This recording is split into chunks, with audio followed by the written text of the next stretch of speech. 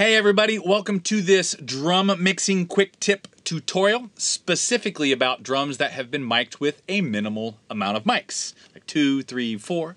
In this case, it's going to be 2, because I am using the same song that we've been using on our Microphone Monday series that has 2 mics on the kit, a kit front mic and an overhead, and it's a kit front, not a kick drum, because both mics, the overheads are measured from, in my kind of cross the kit way, so they're measured from the kick drum and the snare, and then I make sure that kit front mic is the same distance from the snare drum as the overheads.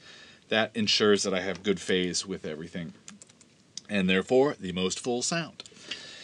So what we're going to do is go over one way to help create a little thickness in a minimal mic sound, maybe a little more excitement, maybe in some ways make it punch through a little bit more. Because that's one of the challenges when you only have a couple mics on a kit, is getting it to compete with all the other elements in the mix. Especially when you have like a DI'd bass, close mic'd guitars, or DI'd keys or something like that, where they don't have a lot of natural ambience in them anyway. And then when you have a minimal mic kit, since the microphones aren't right up by the source, we don't have the same proximity that we have with the instruments that are close mic'd. There's always a certain amount of room or distance in the sound, which is cool, but sometimes we need to give it a little help. What we're gonna do is go over some parallel compression, and parallel compression is awesome. I use it all the time, even when I'm mixing on the board and I have, the full-blown mixes going in big tunes or songs with a lot of tracks. I'll have multiple layers of parallel compression going, because I think it's a great way to either add punch, thickness, get things to cut, get things to sound more full without over-compressing the actual source and making things ultimately sound smaller. And we want things to sound bigger. So let's start by taking a listen to just our basic sound here.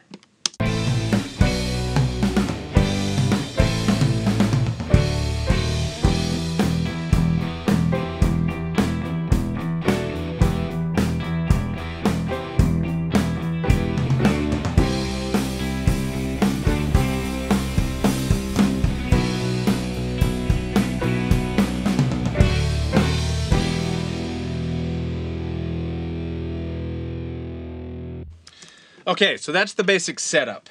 And I do have a few things going here EQ-wise that I did before I started the tutorial. On the kit front, I am adding a little bottom end to help the kick out. When I call it a kit front mic, because those mics I usually have up towards the top of the kick drum, maybe they're angled down towards the center, but I use that to also capture a little bit of the toms, snare, and those other elements too.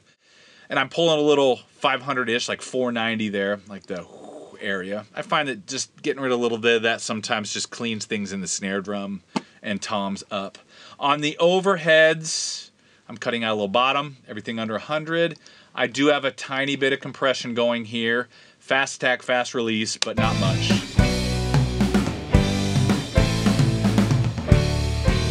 I'm just kind of evening out the overhead a little bit. And really it's only a little bit. The bass is getting a little bit of compression and some EQ, and the clean guitar has a chorus and a little compression just to help even out the arpeggios, and the distorted guitar I'm rolling out some bottom end. And the piano, same thing, similar to the overheads. I'm just kind of evening my playing out just a hair there, not a lot. And I'm giving it just a little bit of top end for this tutorial, just to add some excitement there. Okay, so now, the parallel compression. There's a few different ways to go about this. First off, I could compress the individual channels, and still may a little bit. But what I kind of like to do first is send a group of mics to a bus and do some compression there and blend it back in and see where that gets me before maybe going back to the actual individual channels and putting compression on it, especially in a minimal mic setup. That might be a little bit different. If I have 10, 12, 14 mics on a kit, I might have a different philosophy there. But in this case, I'm only going to leave that tiny bit of compression on the overheads, but I'm not going to do the kit front. I'm going to let the parallel do all of that. And I'm sending them via a bus here, so bus 7, as you can see. So I set it to 0. Oh,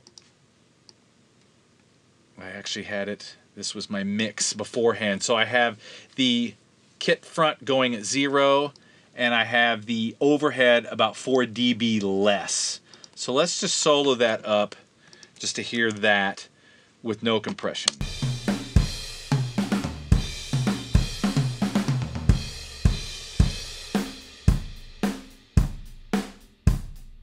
Okay, so that's the sound that I'm sending to the bus. Now the kick drum is louder, but when I set those levels, I actually did it with the compressor on. So now I'm going to turn the compressor on and hear what that sounds like.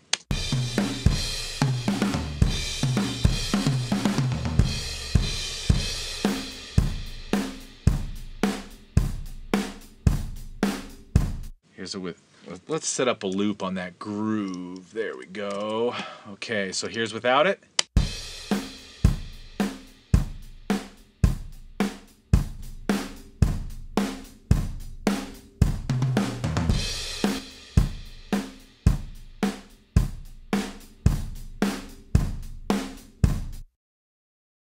The attack and release, I have the attack about 12 milliseconds, the release about 9.5. And there's different ways you could go about it here too. The ratio's at basically a 4:1. Now, I wanted to squash the kick and the snare a little bit of splat, because I wanted some thickness out of it and maybe some excitement around the sound. If I wanted more punch out of it, I would probably slow that attack down, maybe 20, 30 milliseconds, somewhere in there, and take the release as fast as possible. Let more of the transient through, get the compressor out to emphasize the transient a little bit more. If I really wanted it just flat, I'd slow the attack and the release way down. In this case, I wanted to let a little of the transient go and just kind of splat it out a little bit and make it a little bit thicker. I'm using all stock Logic plugins here. I don't want this to be about the gear. You use whatever you have. Most likely for me, if I was actually mixing this, I'd be out on the board using some hardware of some sort. So this is not about what compressors you have. Whatever it is, pull them up, experiment a little bit, dial into taste, and have fun. So now let's see what our drum sound sounds like. We'll take that same loop just to start with. Here is our drum sound, no parallel compression.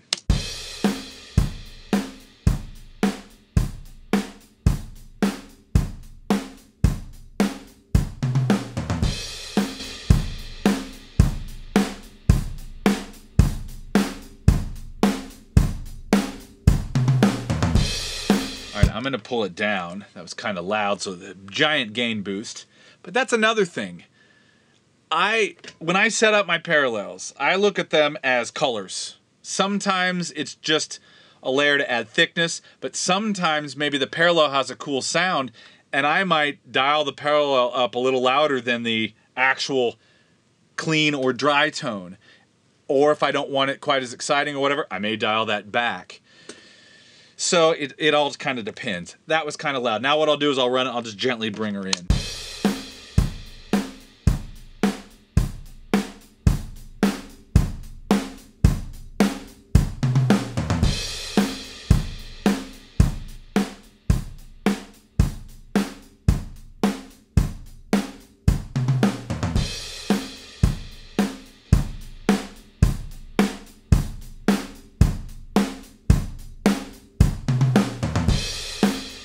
I kind of like that volume. So it thickens it up.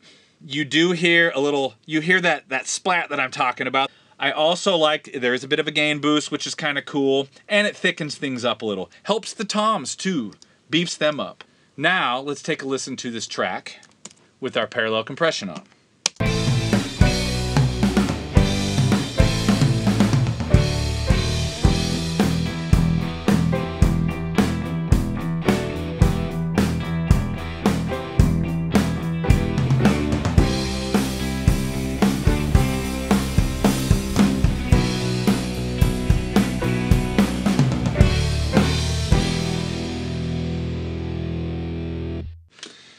Pretty cool, helps a lot. Now another thing you could do, you see I have an EQ here after the compressors. Let me pull this over here, pull the compressor up. Come on, baby.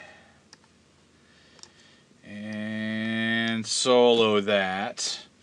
And let's go back to that same loop for a second. So what I'm going to do is add a little bit of bottom and a little bit of, it's 3.9K, so right around, 4K to help give a little more excitement. So here's without the EQ.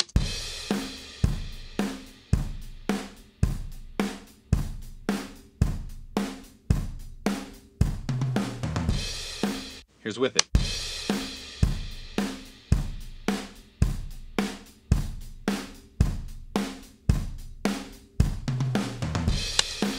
Now here's our drum sound again without the EQ.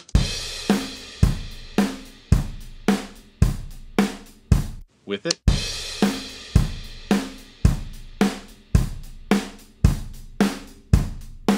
So it's pretty subtle, but it helps the snare a little bit, adds a little bit more bottom. Let's see what it sounds like with everything.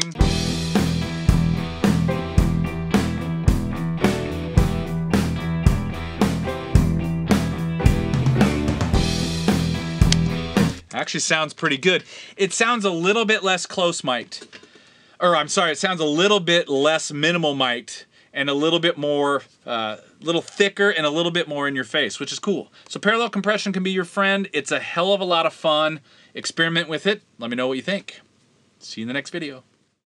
Hey everybody, I just want to say thank you for watching these videos. They're a lot of fun to do, and I really appreciate you taking time out of your day to watch them and be a part of the community. So please subscribe, and happy recording. We'll see you in the next video.